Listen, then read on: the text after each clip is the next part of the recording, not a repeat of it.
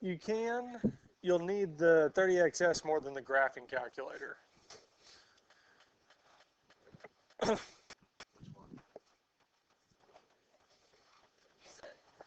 Yeah. I mean, you can have one, but the 30xs is a little bit more useful for the square root method. Alpha y equals enter. Yeah, I know. I was struggling with that because on the ACT, I was trying to figure out how to do it, and I couldn't figure it out. On some things, if you're just trying to type fractions in or simplify equations, the 30xs, the yellow calculator, works a lot better. Now, there's several different methods that we've gone over for solving quadratic so far. One of them's been graphing, and one of them has been factoring. The third method that we're going to go over is the square root method. Now, the square root method works in kind of two main cases. One, there is no middle term. There is no x, in this case, to the first power. The only variables that we have are x squared terms. And if that's the case, we do need to get the x squared terms together. And one, we need to get them by themselves. We need to get the squared term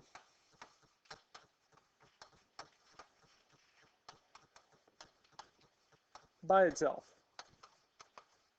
So when we solve by the square root method, we need to get the squared term by itself. Now that could be x squared, or a variable squared, or a set of parentheses squared.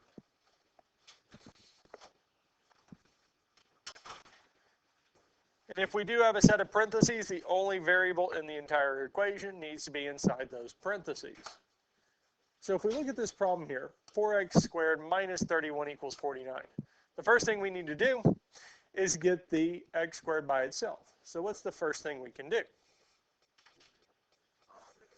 Yeah, we can add 31 to both sides, which will give us 4x squared is equal to 80. Is the x squared term by itself?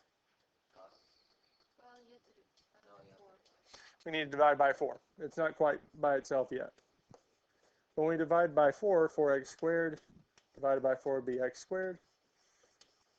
And 80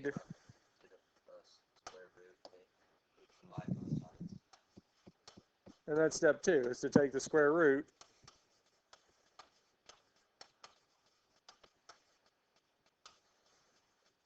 of both sides. And that's really the main reason this gets its name. And we call it the square root methods because we get x squared, or the term being squared by itself. And then we take the square root of both sides. And the square root of x squared is x is equal to plus or minus. Whenever we take the square root of both sides, we have to add the plus or minus. Now we need to take the square root of 20. Now we can do that in the graphing calculator, second square root of 20, but we get this decimal here, and that's not really helpful. Now, in the 30xs, if we take the square root of 20, it tells us it is 2 squared root of 5. The graphing calculator is taking the approximation of it. Here, we want to leave it in simplest radical form. So we'll use the 30xs. Now there is a third step, and that's to solve for the variable, solve for x. And here x is already by itself. We don't need to do anything after taking the square root of both sides. So we're done. Questions on any of this here? Are you ready for the next one? 3x squared minus 9 equals 0. So we don't have a middle term. We don't have an x to the first power. So we can use the square root method. So what's the first thing we can do?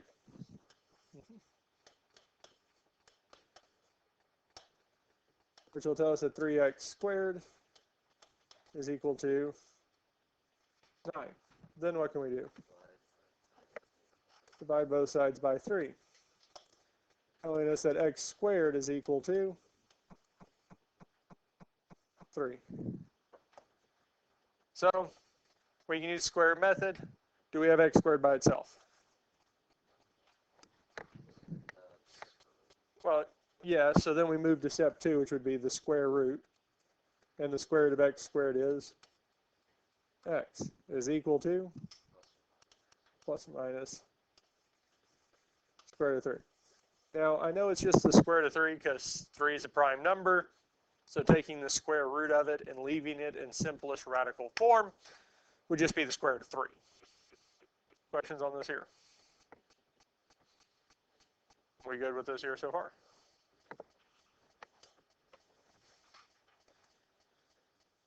Now this here is still the square root method because we have a variable, and the only variable that shows up in this equation is inside a set of parentheses that are being squared. We don't have, say, 5x on the other side. We just have this here. Now the method for solving this still holds true. We need to get the term being squared by itself. But in this case, the term being squared is not just x squared, it's the set of parentheses squared. We need to get it by itself. And the only thing being applied to it, well, is the 2/5. How can we get rid of the 2/5 from that? We can divide it by 2/5. So we can divide both sides by 2/5.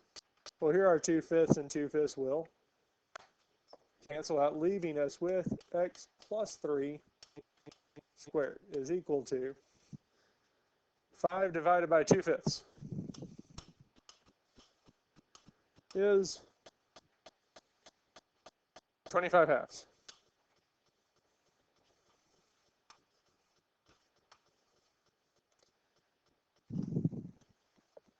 Now looking at this here, is the term being squared by itself? What's with it?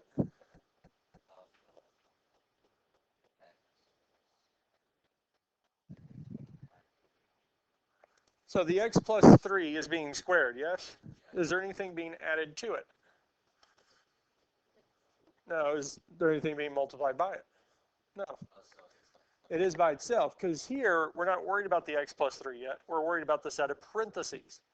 And since the set of parentheses is by itself, we can take the square root of both sides.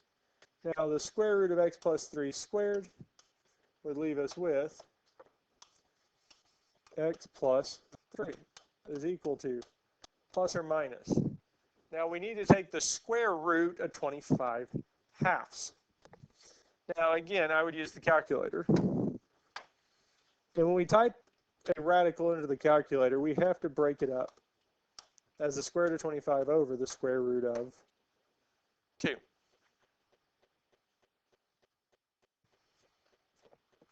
Which actually reduces this here, because the square root of 25 is indeed 5. But the square root of 2 does not reduce. We can't take the square root of 2 as a nice number. So that would technically leave us with, I'll write this up to the side, 5 over the square root of 2. But we can't leave the square root of 2 in the denominator. So we have to rationalize the denominator. And we get this here. Now the yellow calculator will do it for us. We don't have to worry about rationalizing the denominator. But we get this here. Questions on this so far? Is x by itself? No. This is where that third step comes in. Solve for the variable, solve for x. Because up to this point, the last two we've done, once we took the square root of both sides, we were finished because x was by itself. It was solved. Here, what do we have to do last? Minus 3. Now, when we do this step, especially with the plus or minus, we will put whatever that number is in front of it. So we'll say negative 3 plus or minus 5 square roots of 2 over 2. And we're finished. Because 5 square roots of 2 and negative 3 are not like terms. We can't just add or subtract those numbers together and get a number. We're subtracting it from the 5 square roots of 2 over 2. But since the 5 square roots of 2 over 2 is positive and negative, We moved it to the front.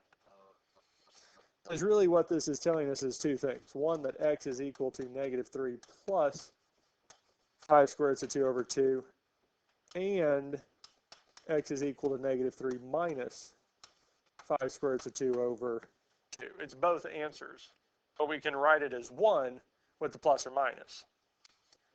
Now, if the terms were like terms, like 2, because we can do negative 3 plus 2, and we can do negative 2 minus, or negative 3 minus 2. If we can actually add and subtract them, we need to add and subtract. Here, since it has a radical, we can't add or subtract. So this is the answer. Questions on this here? Questions on anything so far?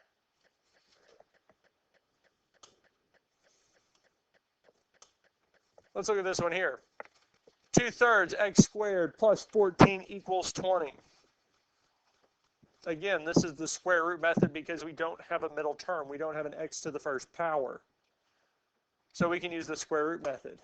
And the first thing we need to do is get x squared by itself. We can do one thing before that.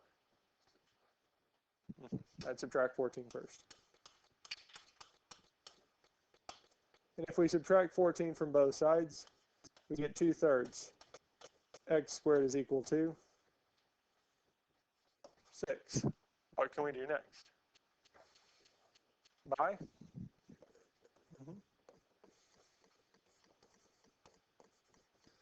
Because our 2/3 and 2/3 would simplify to 1, telling us x squared is equal to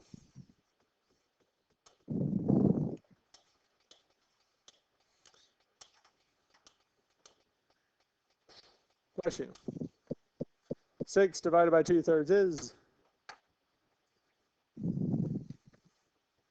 9. And last but not least, we can square root of both sides, bless you. So x is equal to plus or minus square root of 9 would be.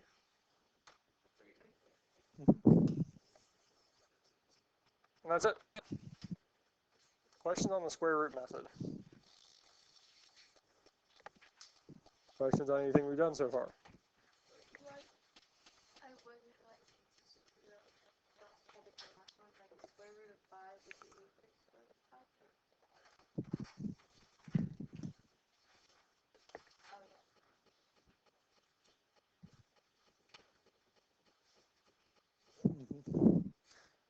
Because this is the final answer. Really, it's a simplified version of these two.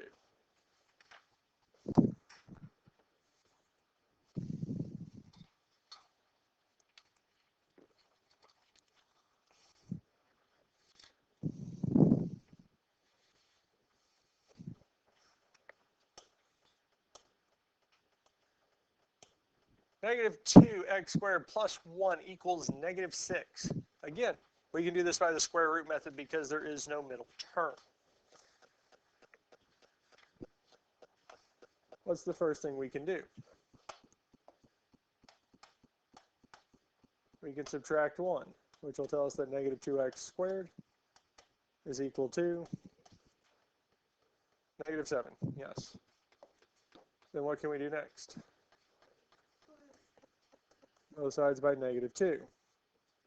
Our negative 2x squared divided by negative 2 will be x squared is equal to 7/2, because that's as simplified as it gets. The next thing we'll need to do is square root both sides because we have x squared by itself. Now again, square root of x squared would be x. Now to find the square root of 7/2, really what we're going to do is take the square root of 7 over the square root of 2. That's what we'll plug into the calculator. And this is all dealing with properties of radicals. The graphing calculator will indeed give us a decimal. It's going to try to approximate it. The 30xs will actually simplify it for us. It is a decimal. It's a non-repeating, non-terminating decimal. And it tells us it's the square root of 14 over 2. And since x is already by itself, that's it.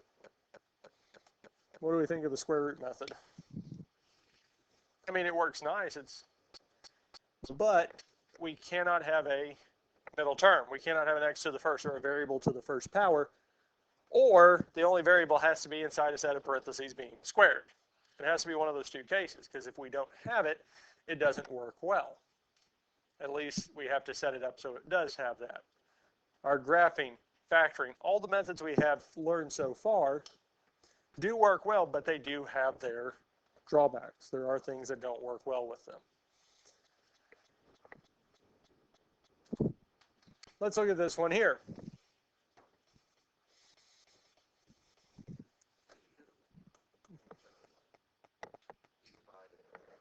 We divide both sides by 2. I don't know. I was thinking like you put the 2 in the x. We would have to actually do the x minus 4 squared first before we could distribute the 2. Well, is the set of parentheses, the term being squared by itself? Yes. Yeah, because the x minus 4 is not important. It's the fact that it's being squared. Because if we take the square root of x minus 4 squared, the square root and square would cancel, leaving us with. So here, plus or minus. So to do this, we can say the square root of negative 5 over 2, or the square root of 5 over negative 2. The negative has to go to one or the other. It can't go to both. So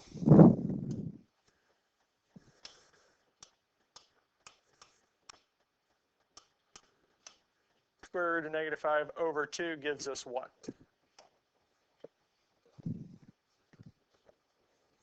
So that doesn't work. Maybe it needs to be the other way. Maybe the negatives needs to be in the denominator. Nope. So this has no real solution. Because if we look back at this here,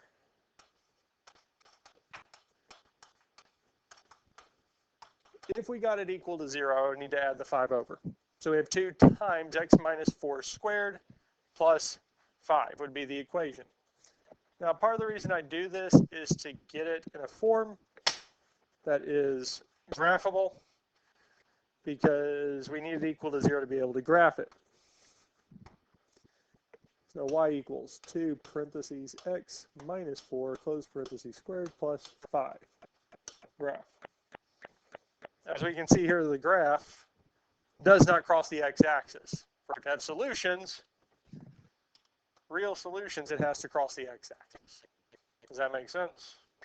And that's part of the reason it doesn't work. Now, there are some that we can do by the square root method that do have solutions, or we could solve them by graphing, we could solve them by factoring and get an answer. And some of them it's better to do the square root method. The ones that have it's better to do the square root method by are the ones that we have radicals left over at the end. So our negative 3 plus or minus 5 squared roots of 2 over 2. We'd have to do that by the square root method. Questions on any of this here?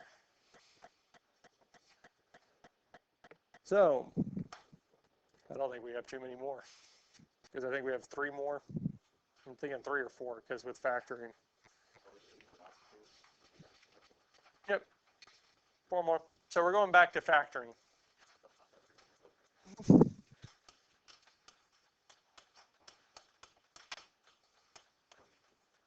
With graphing and factoring, we need to get this equation equal to 0. We need to get it equal to 0. So the first thing we can do is what?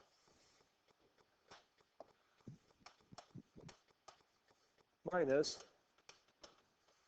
45 from both sides.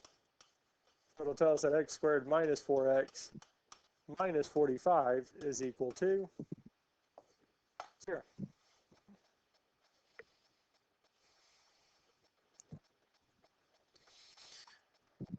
Since we're solving it by factoring, we need to determine if there is a greatest common factor. Something that will divide into all three terms. Well, no.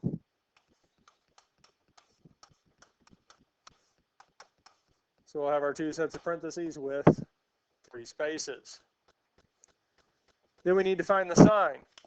If the third term is positive, the signs are the same and match the sign of the middle term. If the third term is negative, our signs are opposite. Plus and minus. Now we need to find the factors of the first and third terms. Factors of x squared are x and x. Factors of 45. Well, 1 and 45. 5 and 9. I believe that's it, because 2 is not a factor, 3 is not a factor, 4 is not. Yep. So that's it. Where do we want to put the 5 and where do we want to put the 9? And then 9. Now we can check this here. X times negative 9 is negative 9x. Positive 5 times positive x is positive 5x. And negative 9x plus 5x is negative 4x. Is that the middle term we wanted? Yes. So we have the correct factors. Any questions on how we factored it? Now that we have two things multiplied together to equal 0, one of them must be 0. So either x plus 5 is 0 or x minus 9 is 0. Now to solve our x plus 5, we would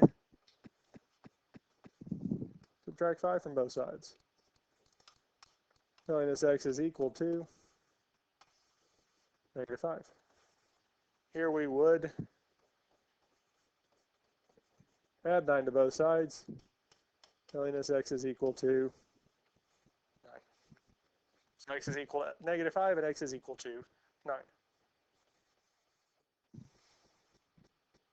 Questions on this here?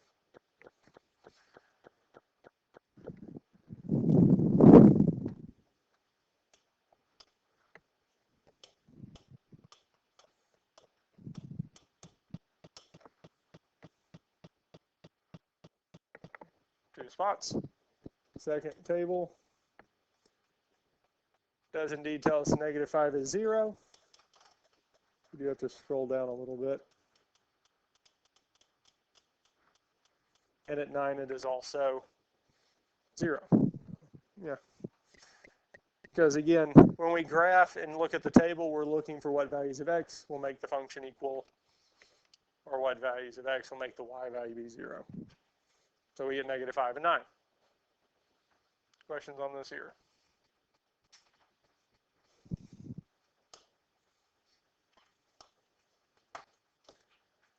Let's look at one more, at least one more. Let's look at this one here. 3x squared minus 5x equals 2. We can't solve this one by the square root method because of the 5x. We do have a middle term, so that's not going to work. Factoring or graphing, we do need to get this equal to 0 first. So the first thing we can do is subtract the 2 from both sides. Now, since 3x squared, our negative 5x and our negative 2 are not like terms, we're going to put them all on the same side.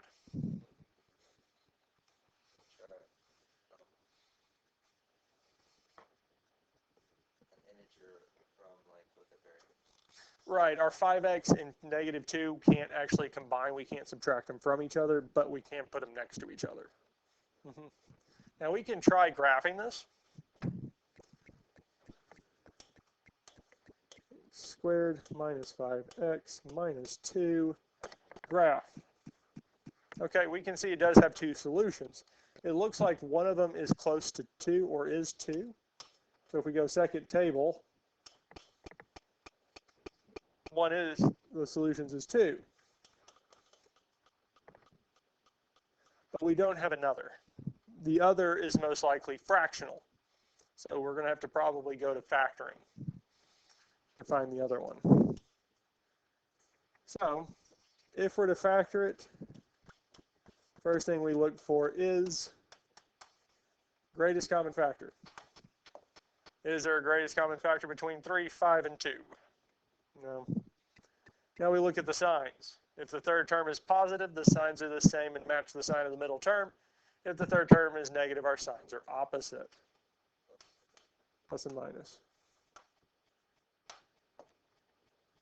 Now we need the factors of the first and third term. Well, 3x squared will have x and x. Do we want to put the 3 in the first one or the second one? First one. Okay, so we have 3x and x. Factors of 2 are 2 and 1, 1 and 2. Where do we want to put the 1? Where do we want to put the 2? And 2 here. Now at this point we can check. Make sure we got it right. 3x times negative 2 is negative 6x. 1 times x is positive 1x. Negative 6x plus x is negative 5x. Is that the middle term we wanted? Yes. Now we do have two things multiplied together to equal 0. So one of them must be 0, yes? So for the one on the left, or one on the right, we can add 2 to both sides, telling us x is equal to 2. Is that a surprise? Well, no, we found it with graphing, yes? The one we didn't find was from the 3x plus 1. So at this point here we can subtract 1, telling us 3x is equal to negative 1. Then we would divide by 3, which tells us x is. So our two solutions are negative 1/3 and 2. So here graphing gave us one of them, we just had to find the other. Any other questions on this here? Any question on anything we've done so far? Find the zeros of f of x equals 2x squared minus 11x plus 12. Finding the zeros, finding the solutions, finding the x-intercepts are all the same thing. So all we need to do is figure out what value of x will make the function equal what? 0. Finding the zeros. We're finding out what value of x will make the function be 0.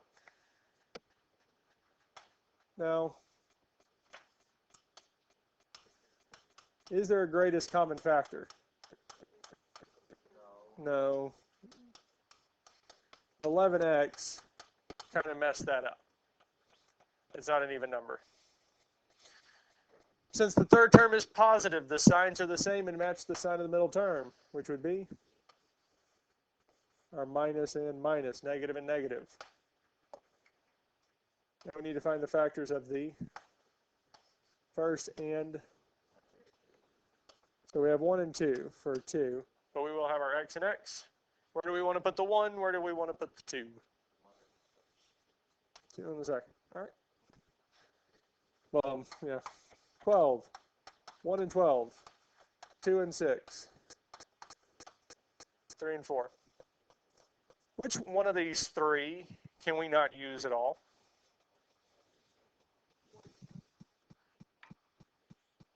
We can actually use 1 and 12. 2 and 6, because if I put it this way here, 2x and 6 have a greatest common factor, yes? Let's flip it. 6 and 2. No, because 2x and 2 have a greatest common factor. So no matter how we put 2 and 6, with the first one, it doesn't work. Because 12 and 1, we can put them this way and not have a greatest common factor. Now, if we flipped it, it would have a greatest common factor. So 1 and 12 does have a setup. 3 and 4 does have one setup. Which one do we want to try first?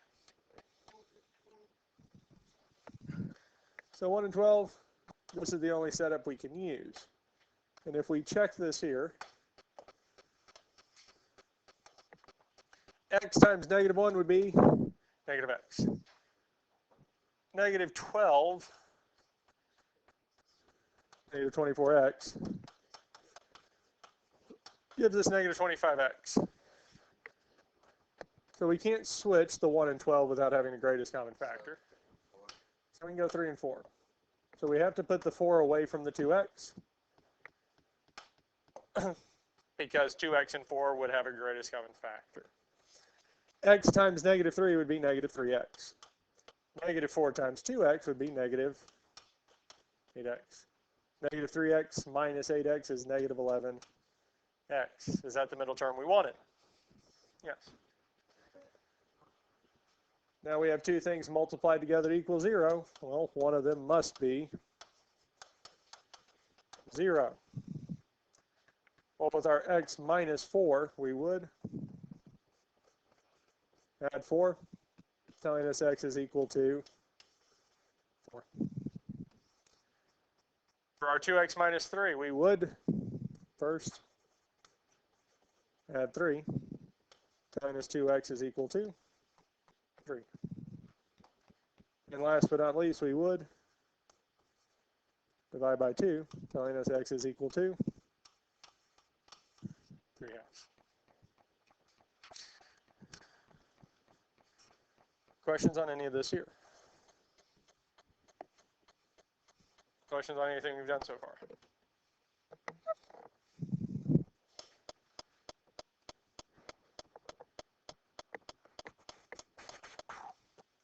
Let's look at number 9. X squared minus 8x. We're going to solve it in two different ways. One of them is going to be by factoring, and then we'll solve it also by graphing.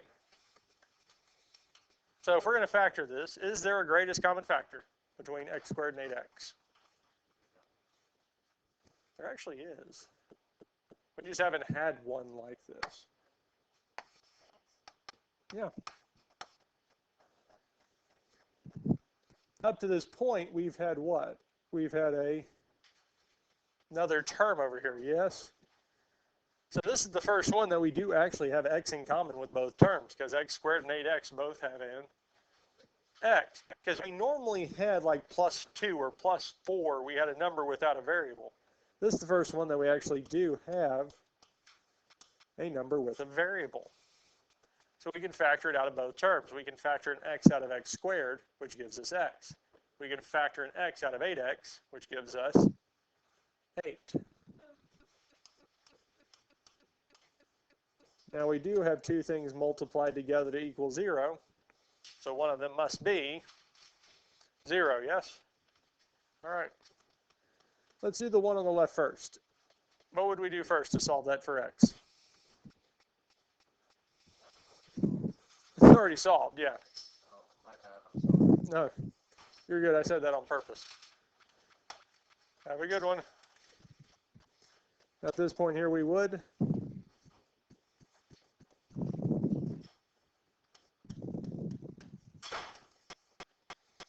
so we have the two solutions, x equals 0 and x equals 8, yes? Let's try graphing it.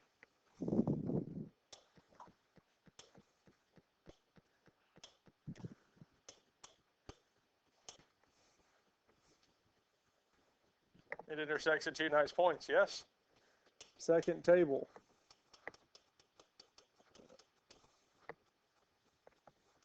When x is 0, the y value is indeed 0. And when x is 8, the y value is. So the solutions are 0 and 8. And that's it. Questions on this here? The other one is factorable, because we'd have to factor it to be able to solve. And I believe x is equal to negative 7 halves and negative 7 halves if we went through the process of solving this. So